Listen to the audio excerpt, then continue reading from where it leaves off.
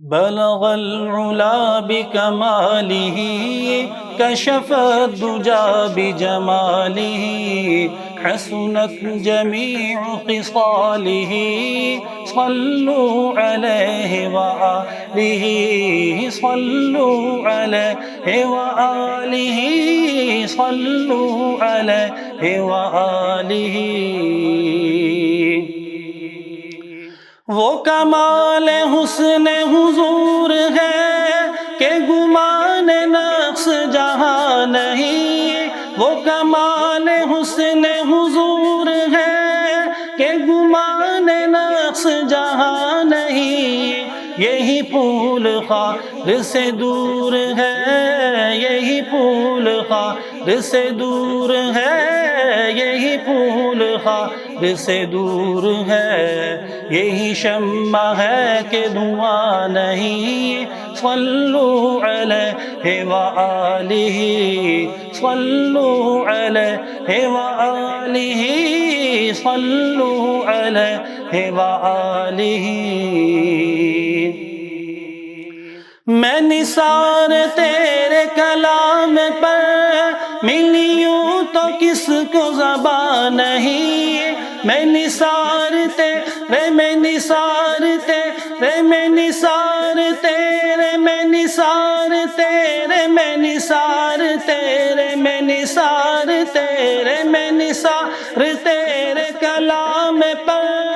ملی ہوں تو کس کو زبان نہیں۔ وہ سخن ہے جس میں سخن نہ ہو، وہ سخن ہے جس میں سخن نہ ہو، وہ سخن ہے جس میں سخن نہ ہو، وہ بیان ہے جس کا بیان نہیں۔ صلوا علیہ وآلہ صلوا علیہ وآلہ صلوا علیہ وآلہ۔ کروں تیرے نام پہ جاں فدا، نہ بس ایک جان دو جہاں فدا۔ کروں تیرے نام، کروں تیرے نام، کروں تیرے نام، کروں تیرے نام، کروں تیرے نام، کروں تیرے نام، کروں تیرے نام پہ جاں فدا، نہ بس ایک جان دو جہاں فدا۔ دو جہاں سے بھی نہیں جی بھرا، دو جہاں سے بھی نہیں جی بھرا، دو جہاں سے بھی نہیں جی بھرا۔ کروں کیا کروڑوں جہاں نہیں۔ صلوا علیہ وآلہ صلوا علیہ وآلہ صلوا علیہ وآلہ۔ بلغ العلا بکمالہ کشف الدجا بجمالہ حسنت جمیع خصالہ صلوا علیہ وآلہ صلوا علیہ وآلہ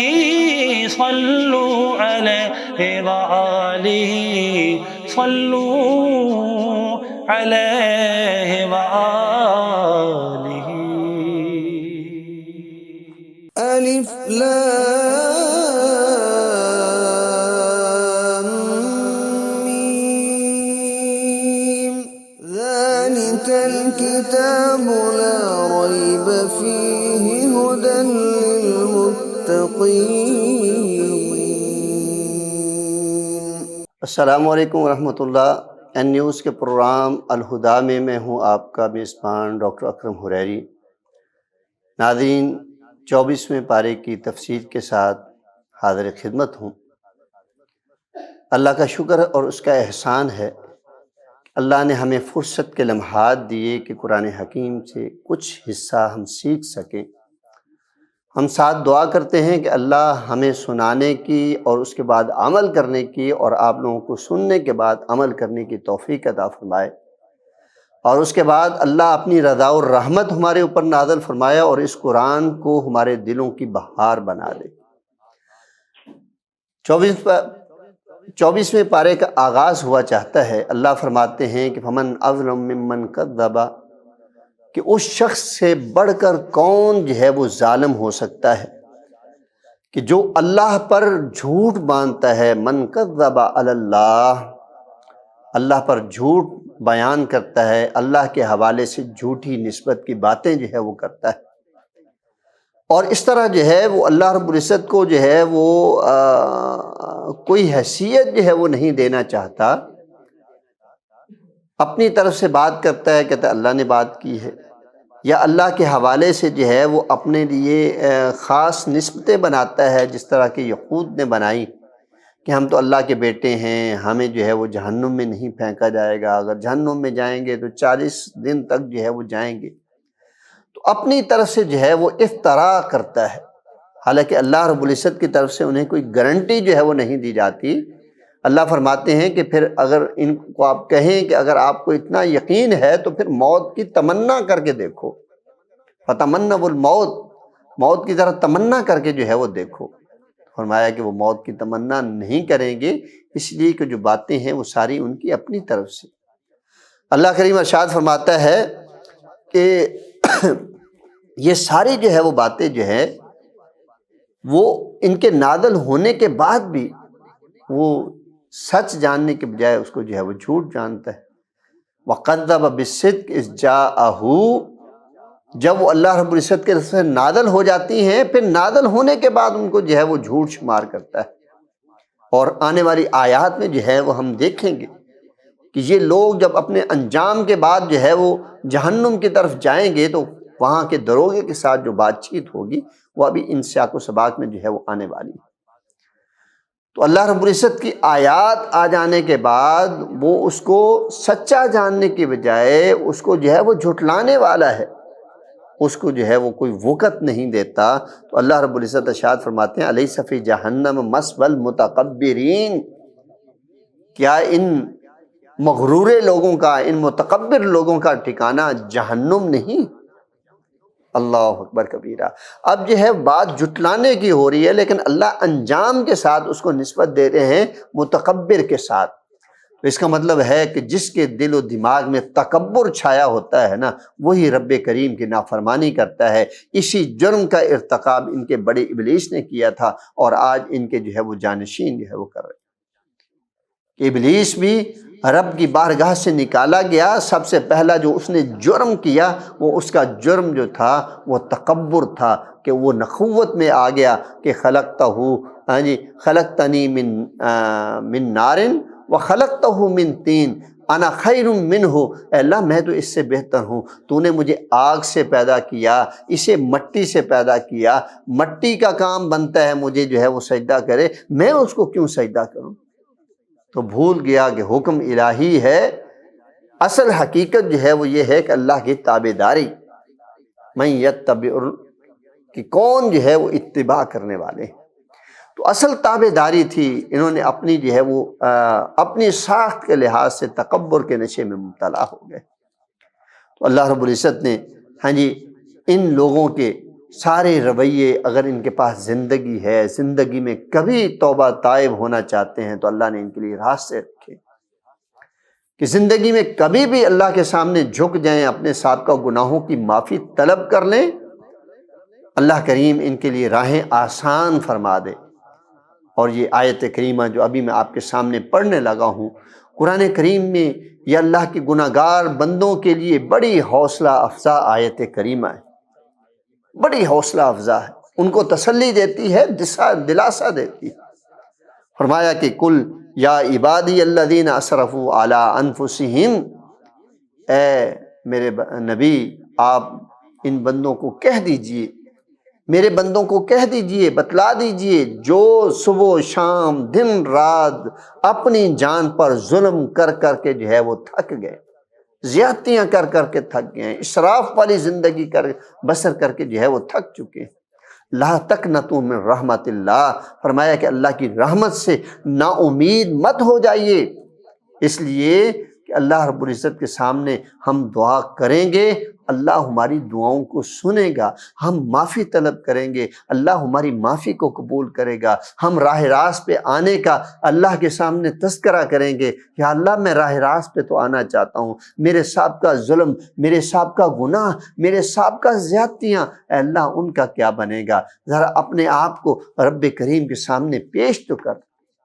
اللہ فرماتے ہیں کہ لا تقنطوا من رحمت اللہ، اللہ کی رحمت سے جو ہے وہ نا امید مت ہوئیے، ان اللہ یغفر الذنوب جميعا، اللہ رب العزت سارے گناہوں کو جو ہے وہ معاف کر لے گا۔ اللہ اکبر، اللہ اکبر، اللہ سارے گناہوں کو معاف کر دے گا۔ انہ هو الغفور الرحیم، اللہ نے اپنی دو صفات کا تذکرہ فرمایا کہ اللہ تو غفور بھی ہے اور رحیم بھی ہے، اللہ بخشش بھی کرنے والا ہے، اللہ رحم بھی کرنے والا ہے۔ اللہ رب العزت کا بخشش کرنا اور رحم کرنا یہ وہ مطلب ہے کہ اگر میں جو ہے وہ کسی کو جو ہے وہ قرضہ میں نے دینا ہے تو قرضہ دینے کے لیے جو ہے وہ میرے ساتھ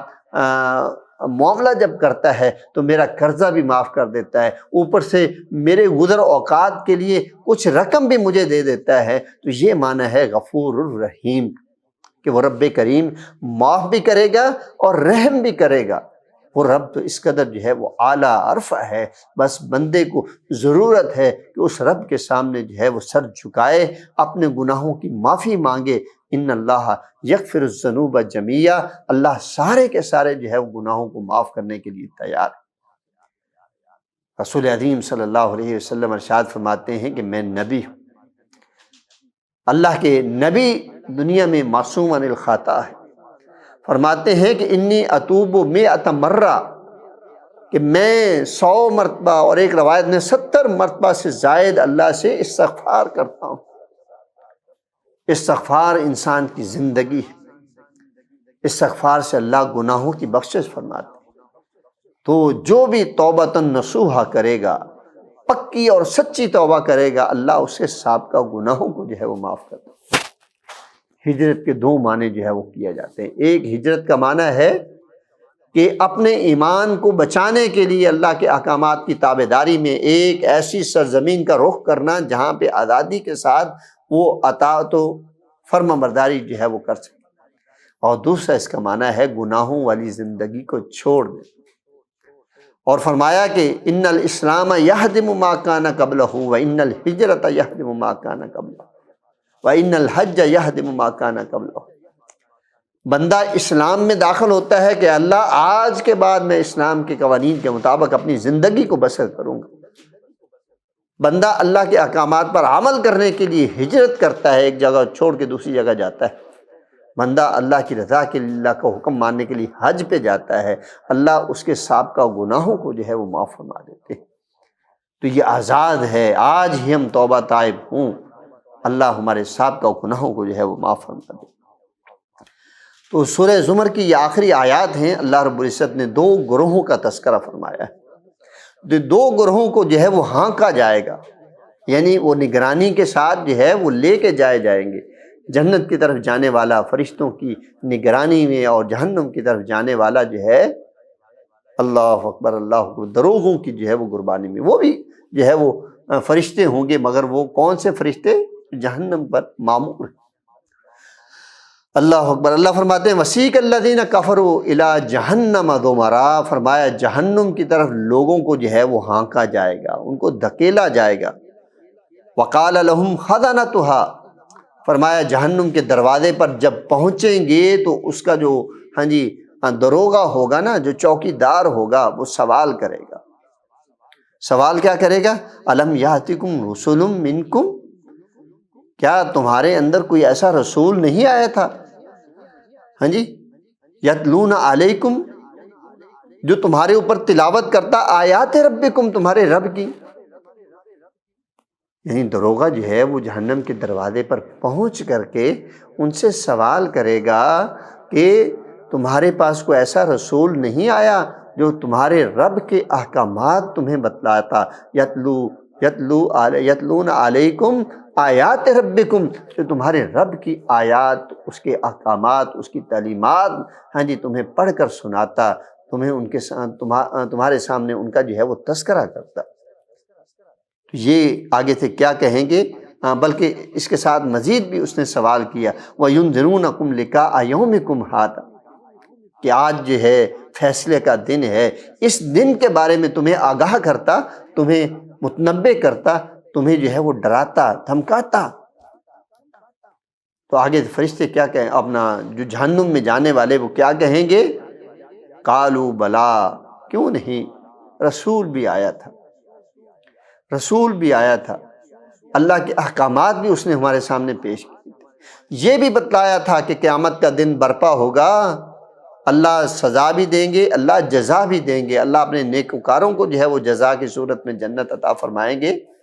نافرمانی کی صورت میں جہنم انسان کا مقدر ہوگا۔ سارا کچھ ہوا تھا، ہاں جی، لیکن ہم نے وہ کچھ بھی نہیں۔ سورہ ملک کے اندر اللہ رب العزت یہی بات ارشاد فرماتے ہیں کہ جب جہنمی جہنم پر پہنچیں گے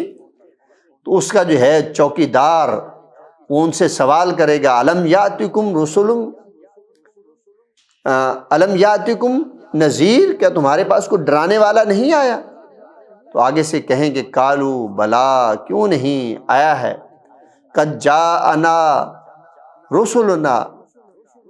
ہمارے پاس یقیناً جو ہے وہ رسول آئے تھے، اور ان رسولوں نے آ کر کے جو ہے وہ ہمیں خبردار بھی کیا تھا۔ قالوا بلا قد جاءنا نذیر، درست جو ہے وہ آیت ہے، قد جاءنا نذیر، ہمارے پاس ڈرانے کے لیے آئے تھے، لیکن ہم نے کیا کیا، فَكَذَّبْنَا، ہم نے انہیں جھٹلا دیا۔ ڈرانے کے لیے رسول آئے تھے، فَكَذَّبْنَا، ہم نے جھٹلا دیا، اور وَنَقُولُ، اور ہم نے کیا کہا، وَقُلْنَا، اور ہم نے کہا، مَا نَزَّلَ اللَّهُ مِن شَيْءٍ، اور بھائی اللہ نے کچھ نازل نہیں فرمایا، سب کچھ تم اپنی طرف سے کہہ رہے ہو، سب کچھ تم اپنی طرف سے کہہ رہے ہو، اللہ نے کچھ بھی جو ہے وہ نازل نہیں فرمایا۔ اور ہم نے اوپر سے یہ بھی کہا، ان انتم الا فی ضلال کبیر، پیغمبروں کو مخاطب کر کے کہا کہ تم وادِ گمراہی میں ہو، تم بہکے ہوئے ہو، نعوذ باللہ معاذ اللہ، پتہ نہیں ہم نے کیا کچھ کہا۔ اگلی آیت میں جو ہے وہ کیا کہتے ہیں، کون، جہنمی لوگ، لو کننا نعقل، کاش کہ ہم لو کننا نسمع او نعقل، کاش کہ ہم سن لیتے ان رسولوں کی بات کو اور عقل کرتے، عقل کے ناخن لیتے، ہوش کے ناخن لیتے، ان کی بات کو سن لیتے، عمل کر لیتے، ما کننا فی اصحاب السعیر، تو آج ہم جہنم کی آگ والے نہ ہوتے بلکہ اللہ کے انعام کے حقدار ہوتے۔ تو دیکھیں، معلوم ہو رہا ہے کہ وہاں قیامت کے دن جا کے یہ بڑے بڑے باتیں کرنے والے لوگ اقرار کریں گے کہ واقعی ہمارے پاس اللہ کے رسول آئے تھے، انہوں نے اللہ کا پیغام دیا تھا، اور اپنی غلطی کا بھی اعتراف کریں گے کہ ہم نے ان کو جھٹلایا، ہم نے ان کی بے عزتی کی، ہم نے ان کا مذاق اڑایا، اور ہم نے کہا کہ کوئی تم رسول نہیں ہو۔ ہاں جی، اگر اس وقت ہم ان کی بات سنتے، عقل کے ناخن لیتے، ہوش کے ناخن لیتے، تو آج جہنم کی آگ میں ہمیں نہ جانا پڑتا۔ اللہ فرماتے ہیں وسیق الذین، دوسرے گروہ کا جو ہے وہ تذکرہ فرمایا، الی الجنت زمرا، فرمایا کہ ان کو جنت کی طرف جو ہے وہ دھکیلا جائے گا، جنت کی طرف لے جایا جائے گا، اور جب جنت کے دروازے پہ پہنچیں گے، جنت کا دروازہ کھلے گا،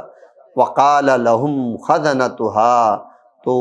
وہاں ان کا دروغہ ان کو کہے گا سلام علیکم، اور تم پر سلامتی ہو، جیسے کوئی منتظر نہیں کھڑا ہوتا، جی آیا نو صحیح، خوش آمدید، اہلا و سہلا مرحبا، ایسے الفاظ جس سے مومنوں کی خوشیوں میں مزید جو ہے اضافہ ہو جائے گا، ان کی خوشیاں دوبالا ہو جائیں گی۔ اللہ اکبر، اللہ اکبر۔ تو یہ اللہ رب العزت مومنوں کو جو ہے وہ خوشخبری سنائے، سلام علیکم، ان کو سلام پیش کیا جائے گا، طب تم، کہا جائے گا کہ رہیے یہاں پہ خوشی کے ساتھ،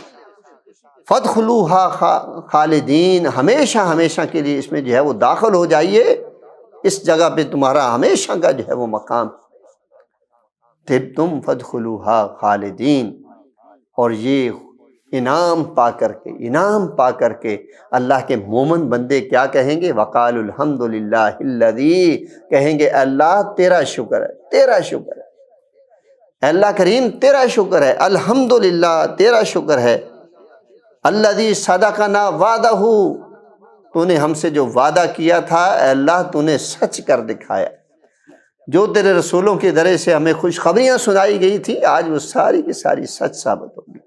وَأَوْرَثْنَا الَّذِي بَارَكْنَا حَوْلَهُ وَأَوْرَثْنَا الْأَرْضَ نَتَبَوَّأُ مِنَ الْجَنَّةِ۔ اللہ اکبر اللہ، آج اللہ نے ہمیں جنت کا وارث بنا دیا ہے، حیث نشاء، اور یہ جنت جہاں پہ ہم جیسے مرضی اس میں رہیں، فَنِعْمَ أَجْرَ الْعَامِلِينَ۔ اللہ نے کتنا پیارا جو ہے وہ اجر رکھا ہے عمل کرنے والوں کے۔ اللہ ہمیں عمل کی توفیق عطا فرمائے، عمل سے زندگی بنتی ہے، جنت بھی جہنم بھی یہ خاکی اپنی فطرت میں نہ نوری ہے نہ ناری۔ آگے بڑی ہی پیاری آیات کا جو ہے وہ تذکرہ ہے، استقامت کے حوالے سے گفتگو کی گئی ہے۔ سورہ حامیم سجدہ ہے کہ ان الذین قالوا ربنا اللہ ثم استقاموا، کہ وہ لوگ جو ایمان لائے اور ایمان لانے کے بعد انہوں نے استقامت کا اظہار کیا، ڈٹ گئے، تتنزل علیہم الملائکۃ الا تخافوا ولا تحزنوا۔ ایک ہے زبانی ایمان لانا، ایک ہے جو ایمان لایا ہے دل سے اس کی تصدیق کر رہا ہے، ویریفائی، دل اس کا جو ہے وہ مان رہا ہے، اور اس کے بعد ایمان کا تیسرا درجہ ہے وعمل بالجوارح، اپنے اعمال کے ذریعے سے، اعضاء کے ذریعے سے اس کو سر انجام دیتا ہے۔ کیا ہے یہ ایمان کا بہترین جو ہے وہ درجہ ہے۔ ایمان لے آیا ہے، ایمان کے اوپر ان کے تقاضوں کو پورا کرنا، یہ در حقیقت استقامت ہے کہ جب اس کو مختلف قسم کی سچویشن سے گزرنا پڑتا ہے اس وقت وہ اسلام کے ساتھ، اللہ کی تعلیمات کے ساتھ، قرآن کے پیغام کے ساتھ، نبی علیہ السلام کی اسوہ حسنہ کے ساتھ وہ کیا سلوک کرتا ہے دیکھا تب جاتا ہے۔ اللہ فرماتے ہیں ثم استقاموا، وہ ہر طرح کے حالات میں ڈٹ جاتا ہے، مستقیم رہتا ہے دین حنیف پر۔ تتنزل علیہم الملائکہ، اللہ کے فرشتے اس کے اوپر جو ہے وہ نازل ہوتے ہیں۔ دنیا میں اس کے اوپر مصائب آتے ہیں، پریشانیاں آتی ہیں، دکھ آتے ہیں، چیزیں چھن رہی ہیں، ہاں جی، وہ اللہ کے دین پر کھڑا ہوا ہے، ذرہ برابر بھی بغاوت نہیں کرتا۔ فرمایا کہ اللہ کے فرشتے انہیں تسلی دیتے ہیں، تتنزل علیہم الملائکۃ الا تخافوا ولا تحزنوا، انہیں خوشخبری دیتے ہیں بھی پریشان نہیں ہونا بھی، غم زدہ نہیں ہونا بھی۔ اور اس سے مراد مفسرین لیتے ہیں کہ دنیا کا غم بھی اور قیامت کے دن کا بھی غم، اللہ دونوں سے اسے بری و ذمہ کرتے ہیں۔ اللہ تخافوا ولا تحزنوا وابشروا بالجنۃ التی کنتم توعدون، اور انہیں خوشخبری دیتے ہیں جنت کی جن کا ان سے جو ہے وہ وعدہ کیا گیا ہے۔ اللہ اکبر، جب وہ جنت میں پہنچیں گے نا، یہ اللہ کے مستقیم بندے جو ہر طرح کے حالات کے اندر، خوشی اور غمی کے اندر، مصائب کے اندر، چیزوں کے چھن جانے کے وقت، لوگوں کے ظلم و ستم کے باوجود وہ اللہ کے دین پر کھڑے ہیں، اللہ کے دین کے مطابق اپنی زندگی کو بسر کرنے والے۔ اللہ جب جنت میں پہنچ جائیں گے نا تو ان کو کہا جائے گا وَلَكُمْ فِيهَا مَا تَشْتَهِي أَنفُسُكُمْ وَلَكُمْ فِيهَا مَا تَدَّعُونَ۔ اللہ کے بندو، یہ جنت وہ مقام ہے جس میں جو تم خواہش کرو گے اللہ سب کچھ تمہیں عطا فرمائے گا۔ اللہ اس میں وہ خواہشات بھی پوری فرمائے گا جو تمہارے دلوں کے اندر ہے، ہزاروں خواہشیں ایسی کہ ہر خواہش پہ دم نکلے۔ بندے کی کتنی خواہشیں ہوتی ہیں جن کو بندہ زبان پہ بھی نہیں لا سکتا، لوگوں کی شرمندگی کی وجہ سے یہ اپنا ذہن تسلیم نہیں کرتا کہ یہ خواہش میں کیسے کر سکتا ہوں۔ اللہ قیامت کے بعد جنت میں جب داخل ہو جائیں گے اللہ ہماری ہر قسم کی خواہشات کو پورا فرمائے گا، چاہے وہ ہمارے دل کے اندر ہیں یا وہ زبان سے ہم اس کا جو ہے وہ مطالبہ کر رہے ہیں۔ نزلا من غفور الرحیم، اللہ فرماتے ہیں کہ اس وقت اللہ کریم ہمارا میزبان ہوگا اور ہم اللہ رب العزت کے میزبان ہوں گے۔ کتنے پیارے لمحات ہوں گے جب انشاءاللہ العزیز ہم جنت میں ہوں گے اور ہمیں ہماری ہر قسم کی خواہش جو ہے وہ پوری ہو رہی ہوگی۔ کتنا پیارا انداز قرآن حکیم جو ہے وہ بیان کرتا ہے کہ اللہ کے ماننے والے جو بھی جنت میں پہنچ جائیں گے نا، اگر وہ خواہش کا اظہار کریں گے کہ اللہ میرے ماں باپ فلاں ہیں، ماں باپ خواہش کریں کہ میرے بچے فلاں جگہ پہ ہیں، ہمیں اکٹھا کر دیا جائے، تو اللہ ان کو بھی وہاں پہ اکٹھا کر دے گا۔ اس لیے نیک صالح افراد جتنے بھی اس دنیا میں دوست احباب ہیں نا، صحیح معنوں میں تعلقات وہی۔ اگر اللہ کی فرما برداری والے تعلقات نہیں ہیں کہ میں جس سے میرا تعلق ہے اس کا وہ اللہ کی فرما برداری کرنے والا نہیں ہے، تو کل قیامت ہم دونوں وہاں پہ اکٹھے ہونا جو ہے ہمارا ممکن نہیں۔ اللہ رب العزت نے یہ تعلق اطاعت فرما برداری کی بنیاد پر جو ہے وہ قائم فرمائے۔ نبی نوح علیہ السلام کا بیٹا ہے، آنکھوں کے سامنے ڈوب رہا ہے، تو نبی نوح علیہ السلام فرماتے ہیں کہ اللہ تیرا تو وعدہ تھا کہ تیرے گھر والوں کو بچا لوں گا، اللہ یہ میرے اہل سے ہے۔ اللہ فرماتے ہیں انہ عمل غیر صالح، کہ یہ آپ کے گھر کا فرد نہیں ہے، اس کے تو اعمال، اس کے کرتوت ہی اچھے نہیں ہیں۔ گویا کہ اگر نبی کی تابع داری کرنے والا نہیں، نبی کے اوپر نازل ہونے والی شریعت کا وہ پیروکار نہیں، تو چاہے اس کی کوئی بھی نسبت ہو تو اس کا کوئی مقام و مرتبہ نہیں۔ اللہ کے ہاں دائرہ اسلام میں آ جانے والے افراد کا جو ہے مقام و مرتبہ ہے۔ اس قدر مقام و مرتبہ ہے کہ نبی علیہ السلام فرماتے ہیں کہ جنت میں میں نے بلال کے قدموں کی آہٹ سنی، وہ بلال جسے لوگ اپنے سامنے دیکھنا پسند نہیں کرتے،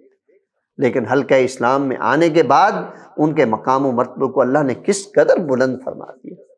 کہ اللہ دلوں کے ساتھ اپنے بندوں کی نسبت دیکھتا ہے، میرا بندہ اپنے دل کے لحاظ سے مجھے کس قدر جو ہے وہ چاہنے والا ہے۔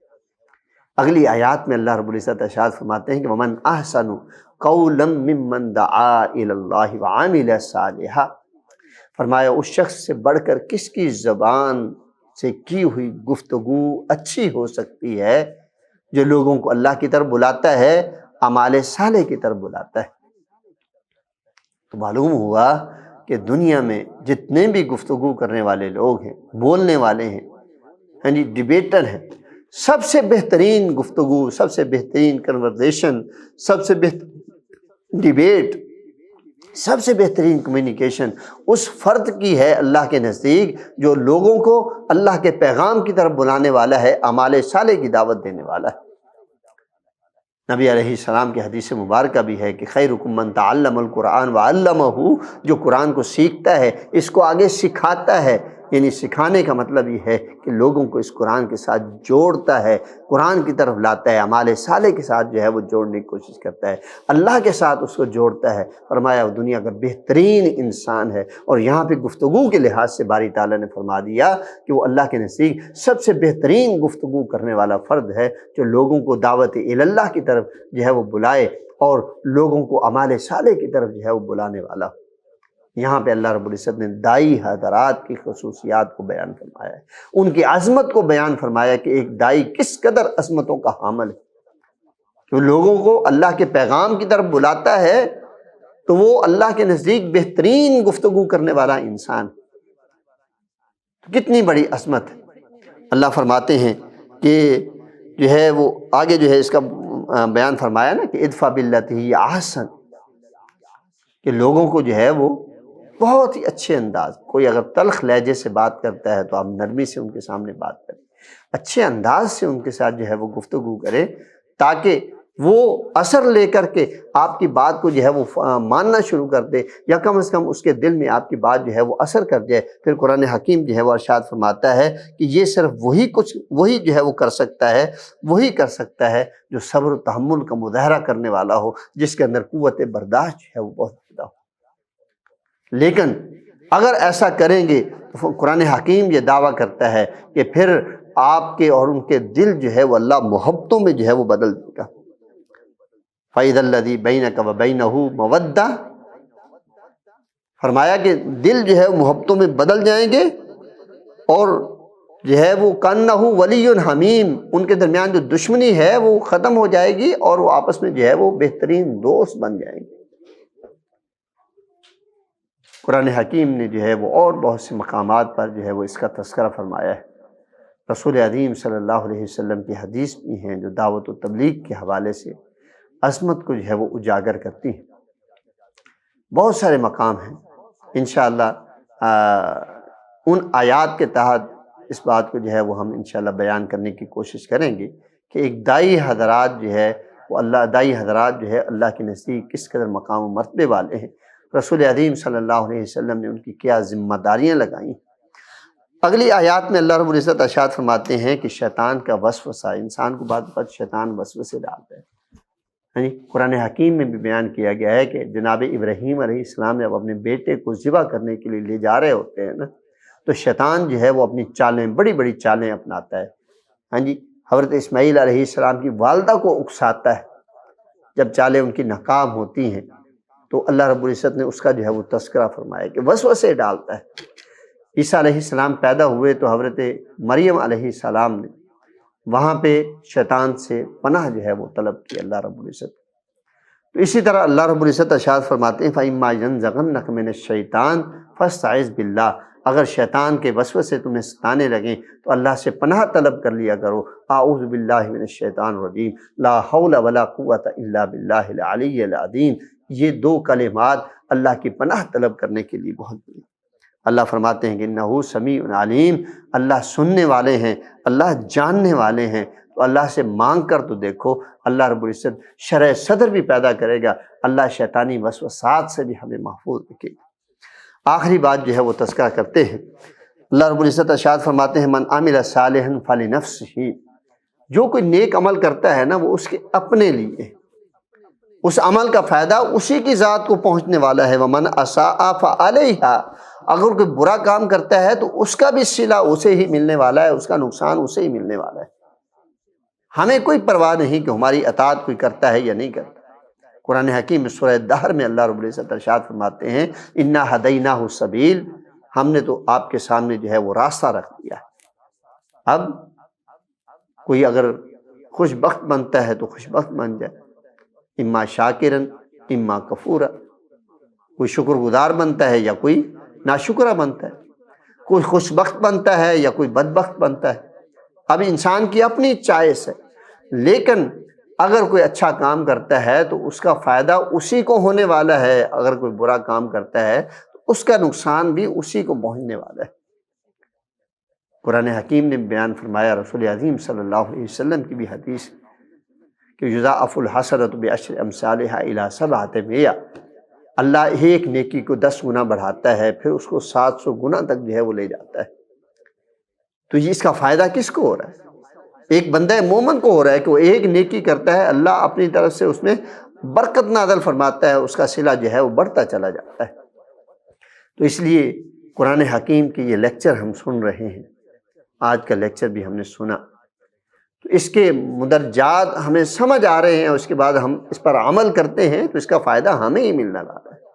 اگر اس کو سنتے ہیں اور اس کو اگنور کر دیتے ہیں، نظر انداز کر دیتے ہیں، تو اس کا نقصان بھی ہمیں ہونے والا ہے۔ اللہ نے ہر دو صورتوں میں ہماری بھلائی ہی رکھی ہے اور ہمارا ہی فائدہ رکھا ہے۔